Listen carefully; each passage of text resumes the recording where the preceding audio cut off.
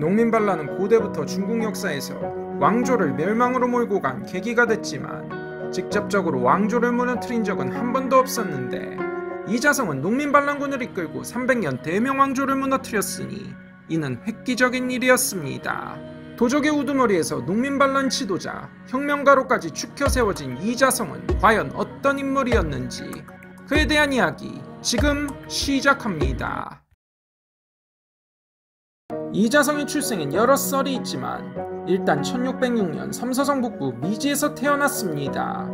미지는 섬서 예난의 동북쪽 마을로 좀만 올라가면 고비사막에 이르는 정말인지 미지의 변방이었습니다. 그러다 보니 이자성은 어려서부터 공부보다 목동일을 하며 말타기와 활쏘기, 곤봉술 등에 열중했다 합니다. 그러나 가난했던 이자성은 아버지가 죽고 역졸로 일했는데 때는 숭정제 시대로 재정 악화로 역참을 대거 폐지하기 시작하자 쫄지에 실업자로 전락해버리고 한 썰에 따르면 아버지가 남긴 큰 빚을 떠안게 되었는데 채권자가 관리를 매수해 이자성을 저작거리에 묶어 세워놓고 모욕을 주며 채무 상환을 요구했다 합니다.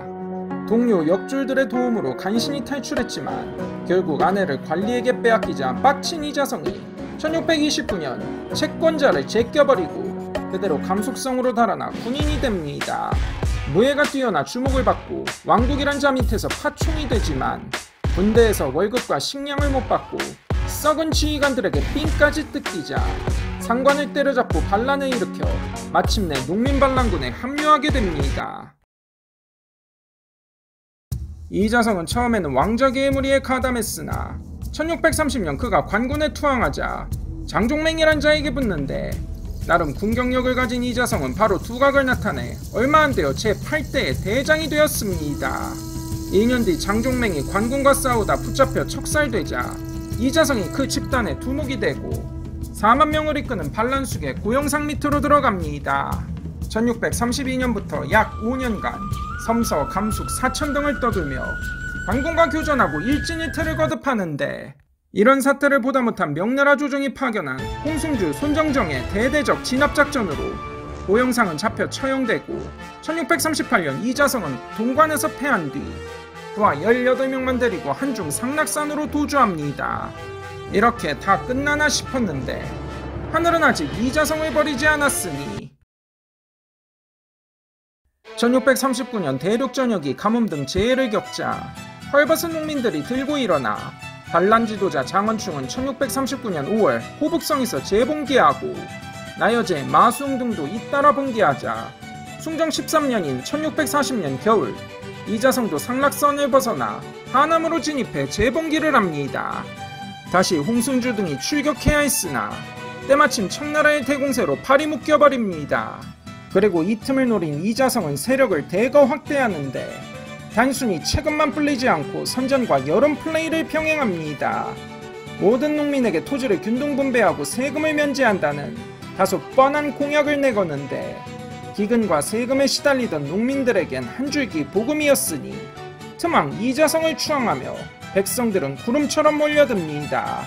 또한 부하들의 규율을 엄격하게 해 백성에 대한 민폐를 단속하니 이는 민중의 지지를 얻는 효과를 얻어 하남에 들어갔을 때 수천 명이던 이자성군은 한 달 만에 수십만 명으로 늘어나고 우금성, 송원책, 이암 등 유학자들이 가세해 나름의 전략을 제시하니 어느새 이자성군은 농민혁명군의 성격을 띠고 있었습니다. 이렇게 힘을 키운 이자성은 숭정 14년인 1월 낙양을 점거해 포악한 명나라 황조 고광 주상순을 척살하고 1642년 9월 개봉을 함락시키고 그해 말인 12월에 양양에 입성해 그 다음해인 1643년 1월 양양을 양경으로 바꾸고 아예 행정기관인 육부를 갖추고 왕을 칭하며 국가체제를 다집니다. 그리고 1643년 후반에 손정정을 폐사시켜 마침내 동관을 돌파해 서안에 이르자 1644년 정월 국호를 대순으로 하고 황제에 올라 북경을 향한 본격적인 북진을 시작합니다. 섬서에서 북상해 산사성에 이른 이자성은 태원을 함락하고 이어 북경에서 60km 지점인 최후의 관문 거용관을 돌파. 끝내는 북경을 함락시키고 숭정제는 자결하니 1368년 중원장이 세운 명나라는 16대 276년 만에 멸망합니다. 그러나 이자성에겐 아직 숙제가 남았으니 바로 산해관의 오삼개군과 동북의 청나라였습니다.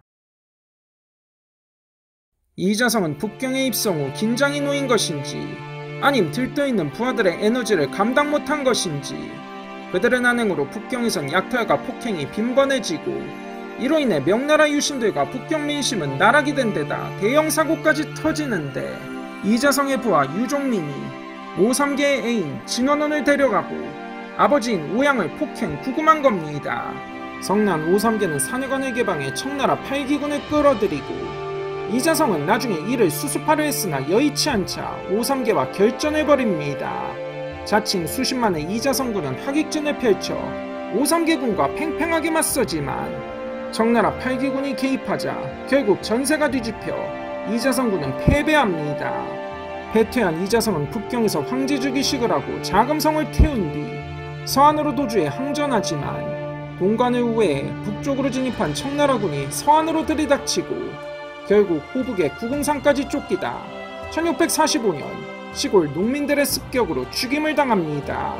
그리고 도적을 친다는 명분으로 중원에 들어간 청나라는 천하의 주인이 됩니다.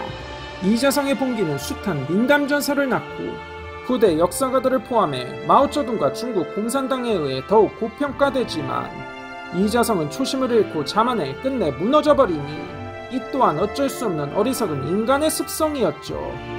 농민군으로 시작해 봉건왕조를 무너뜨린 그의 봉기는 민중의 힘이 얼마나 무서운지를 보여줬고 또한 부수긴 쉽지만 새로 만드는 게 쉬운 일이 아니라는 걸 다시 한번 일깨워줍니다. 명나라 말 농민반란군의 지도자 이자성의 일생이었습니다. 이만 마치겠습니다. 시청해주셔서 감사합니다.